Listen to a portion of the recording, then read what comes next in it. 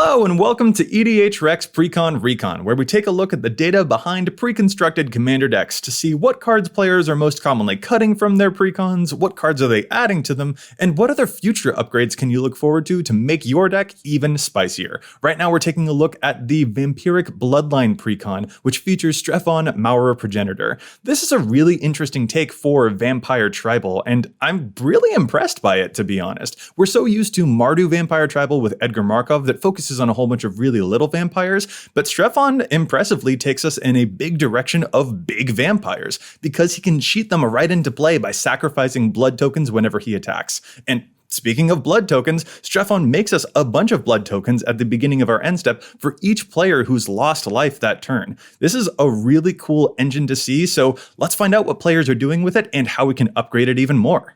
Beginning with core cards, there are so many huge vampires to cheat into play in this deck. Crossway Troublemakers is probably my favorite of the new vampires from the deck because it gives them such cool abilities, and that lifelink is really swingy when so many of these creatures are so big. Patron of the Vein is also a classic huge vampire, as is Butcher of Malakir. Definitely a fan of Timothar too, which allows all of our vampires to peace out as bats temporarily and then later come back in. This is a pretty darn devastating ability to make sure that our huge vampires are really there to stay. And of course we have to shout out Anawan as well. That's a really cool vampire that some of the other Vampire Tribal decks out there maybe feel is too much mana, but here Strefon thinks he's right at home. Gotta say too that I've seen Necropolis Regent do a whole lot of work. If unchecked, that can turn a bunch of 5/5 vampires into like 40/40 vampires in a very short amount of time.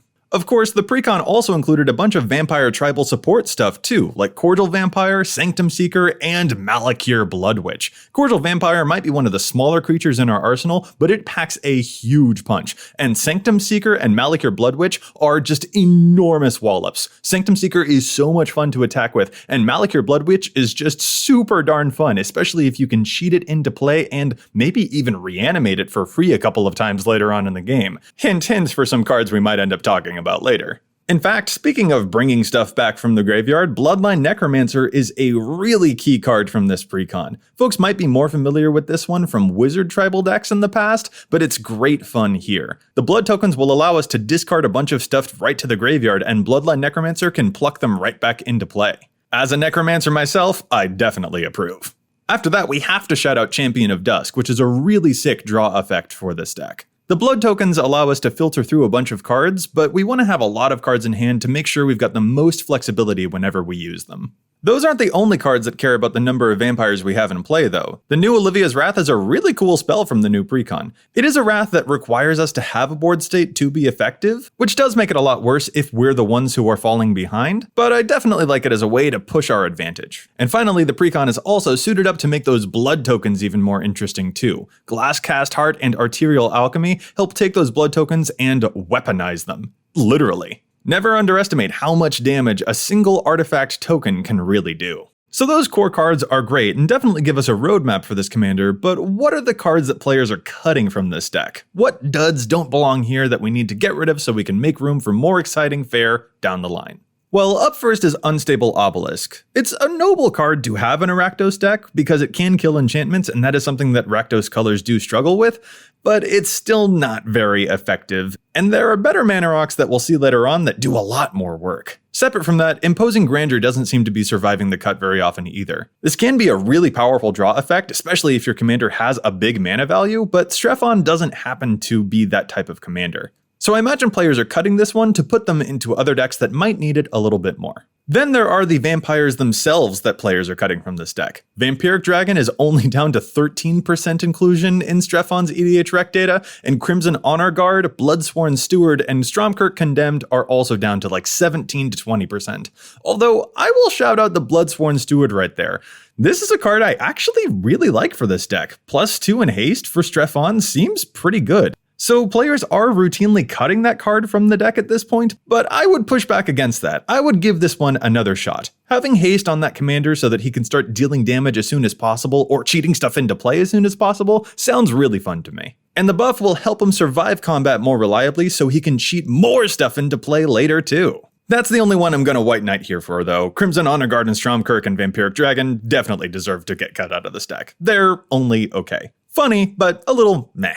After that, we see a whole suite of madness cards are getting cut out of the deck as well. Avacyn's Judgment, the Ravager, the Occultist, and even the Shadowgrange Archfiend, which is a demon and therefore definitely doesn't belong in a deck that wants to cheat a bunch of vampires into play. The madness effects do have a lot of synergy with the blood tokens, that is absolutely true, but these spells are still only alright. Even if we cast them with madness, they're still feeling a little bit like they don't get along with what the rest of the deck is doing. And in fact, it really seems like a lot of players want to cut these so that they can make room for other cards down the line that will make the blood tokens even more deadly. Madness cards are cool, but there's other stuff we could be doing to really bleed our enemies dry instead. And we will get to those soon, but we have another couple popular cuts that we've got to evaluate first. I really want to examine Loreen and Camber here. Loreen is getting cut a lot from this deck because it is not a vampire. It's down to 29% inclusion in this deck, but Camber is still at 53%, and I think this is definitely a good call. The goat effect is neat, and if you want to run them as a pair, I think that's really cool flavor for sure. But Camber definitely has some cool impact on its own in this deck, whereas Loreen feels a bit more dependent upon a lot of other things going well for us already. So even if it's a little strange, don't feel bad about only playing one of the possible partners in this deck. Strefon is pretty happy to only invite true monsters to his monster mash. The last creature I'll note that's getting cut from a lot of the precons is the card Dark Imposter. This is a pretty neat little card, but the problem is that it isn't just a little card because its activated ability costs quite a lot of mana. When our commander wants us to cheat a bunch of mana costs, it seems fitting to really lean into that as much as possible. So even though this is a cheaper vampire for us to actually cast, it definitely seems like Strefon players are hungrier for more. Finally, the spells, and this one's a bit of a doozy. Players are cutting quite a lot of the card advantage effects from this deck. Ancient Craving, Underworld Connections, and Damnable Pact are all only showing up in about a quarter of Strefon decks right now. To a degree, I totally think this is fair. Each of these card draw effects does have a certain amount of clunkiness to them, but at the same time, watch out just how many card advantage cards you're cutting from your precon. They are really important to make sure that this deck is able to sustain itself and find those huge vampires in the first place for us to cheat into play. Using blood tokens to discard and draw feels a lot better when you have a bunch of cards in hand so you have more flexibility and more options. It's totally cool to cut cards like this, especially if they feel a little bit lackluster, but make sure that you still have plenty of other ways to draw cards in your Strefon deck. Real quick, I'll also mention that the card Mob Rule from the precon is only showing up in like less than a quarter of Strefon decks now too. This card can certainly be a blowout, but I can also understand if players feel it's a little bit unwieldy. I personally choose to interpret that Strefon players want to have a very nice, elegant party at his estate, and therefore that these ruffians are getting kicked right out of it. So those are the most common cards that we're seeing players cut from the Strefon deck according to the data, but now we gotta see what they were making room for. What cards are Strefon players adding to their precons? How are they making this deck even more powerful? And what other vampires have been invited to the ball? Well, there's a whole posse of new legendary vampires like Anya Maid of Dishonor, Olivia Crimson Bride, and Florian as well, who are getting added to over half to up to 3/4 of Strefon decks. Anya in particular pairs especially well with Strefon because it also can make us blood tokens and can even cause a bunch of life loss to have Strefon give us a bunch more blood tokens too. And if we use blood tokens to discard a big vampire into the graveyard, Olivia is right there to get it right back into play. And of course, right after Olivia is Olivia's Attendants, which 66% of players are adding to Strefon decks. If this card connects, that is a bunch of blood tokens. The wine will flow. After that, it's pretty cool to see the ways that Strefon players are finding ways for him to create a whole bunch more blood tokens too. For example, the Rakdos Talisman seems like a pretty obvious card to include in a Rakdos deck. And since it's a $5 card, I do personally wish that it had been included in this precon. But when Strefon does have access to this card, it does a lot more work than you'd first expect, because it can cause damage to yourself, and Strefon will make you blood tokens if you also lost life this turn. I just think that's really cool synergy to get from Mana Rocks. But it turns out it doesn't stop there. The card Cryptolith Fragment is the next most added artifact to this deck. This one adds mana, but also causes life loss, so Strefon's gonna be really happy about that and make just a bunch of tokens. This mass life loss is also why an enchantment like Sanctum of Stone Fangs is getting added to about a third of Strefon decks. And I'm really happy to see a card like Pointed Discussion get added to Strefon decks too, because it manually makes blood tokens, and Strefon will make blood tokens when we've lost life, and it also is just card advantage, which we're really happy to see.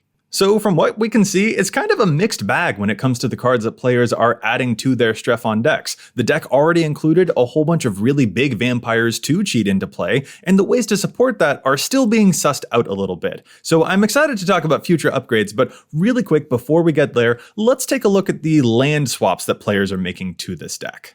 And right off the bat, the first thing we see is a classic. Temple of the False God is getting cut from a whole bunch of this precon, as we've often seen it get cut from a bunch of different precons. But aside from that, the mana base that came in the precon deck does seem to be a bit more solid, so there aren't a bunch of other lands that players are unanimously keen to get rid of. Rather, we're seeing that there are a bunch of cool lands that players are happy to put in. Haunted Ridge, for example, is getting added to 40% of Strephon decks, and Bojuka Bog is a really great card to have in any deck that includes black. And then there's Voldaren Estate, which 2/3 of players are adding to their Strephon decks. This one is great to make blood tokens or to pay life for mana so that Strephon can make blood tokens. Really cool synergy. The only other utility land I really quickly want to shout out here is Leech-Ridden Swamp. This is a pretty funky effect, and it's not being added to a whole bunch of Strephon decks, only about a fifth so far, but I definitely think it should see more play. That life loss ability right there in our mana base is pretty important to help Strephon make more blood tokens, especially if he's in a position where he's not able to successfully attack opponents to make them lose life in the first place. I just like having that type of utility right there on a land, so I hope that this card's numbers improve over time. So okay, we've seen a couple of swaps to the deck's mana base, and a lot of cards that players are commonly cutting from their precons, as well as a few cards that a lot of players have converged upon to add to the precon as well, but there's still plenty of other room for upgrades in the future. So let's talk about those now. What other cards can you look forward to put into your Strephon deck to pump it up even more powerfully? Well, first, following in the logic of the Cryptolith fragment, I really recommend Bontu's Monument, which can provide a discount to some of our creatures and also will drain our enemies to trigger Strephon's blood token creation. Following that, there are some pricey vampires that will definitely help out a vampire tribal deck. Captivating Vampire, Bloodline Keeper, and even a card like the Haunt of Hightower are all going to do a lot of work in this deck, but they are probably not seeing a bunch of play in Strephon at this moment because they are pretty expensive to get a hold of. In fact, leaning even further to the tribal synergies would probably pay off really huge for a card like Kindred Dominance too. What a good board wipe, but what an expensive card. These are exciting future upgrades, but they're also pretty pricey, and luckily Strephon doesn't need them because there's so much else that he can do, especially with all of those blood tokens. One of the first cards that I highly recommend for this deck is Inspiring Statuary, which helps turn the blood tokens into mana effects. Tapping those artifacts to help us cast all of our really big vampires sounds like just an absolute win.